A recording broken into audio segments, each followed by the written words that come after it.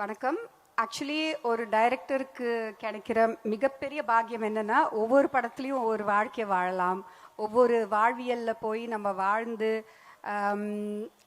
அந்த பாக்கியம் வந்து எல்லாருக்கும் கிடைக்காது. அண்ட் ஆஸ் அ டிரெக்டர் எனக்கு ரொம்ப பிடிச்ச ஒரு விஷயம் அது மட்டும்தான். பீட் இறுதி சுற்றுல ஒரு குத்துச்சண்டை வீரரோட வாழ்க்கையாக இருக்கட்டும், இல்லை சூரிய போட்டில் ஏவியேஷன், இங்கே வந்து 60களில் போயிட்டு எட்டி பார்த்து அங்கே வாழ்ந்து ஒரு 5 வருஷமா வந்ததில் வந்து எனக்கு நான் என்ன பண்ண பராசக்திக்கு, நான் பிரெயின் ஆஃப் பராசக்தி கிடையாது. I think Parasakthi has given me everything. ஏன்னா அந்த டைமில் வாழ்ந்தவங்க வந்து ரொம்ப சிம்பிள்.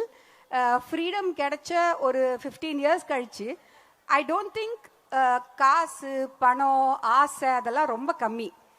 அவங்கக்குள்ள இருந்தது வந்து ஒரு ஃபயர், ஒரு பேஷன், ஒரு யங் நேஷன். நம்ம இந்தியா வந்து ரொம்ப young nation and all these people ஃபாட் for every right.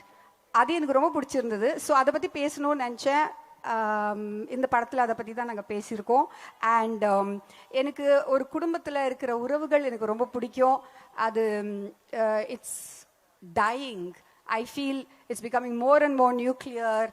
And இந்த படத்தில் பார்த்தீங்கன்னா 60களில் எப்படி இருந்தாங்க ஒரு குடும்பம், ஒரு அண்ணன் தம்பி, ஒரு பொண்ணு, அப்புறமா வந்து அதெல்லாம் வந்து எனக்கு ரொம்ப பிடிச்சிருந்தது.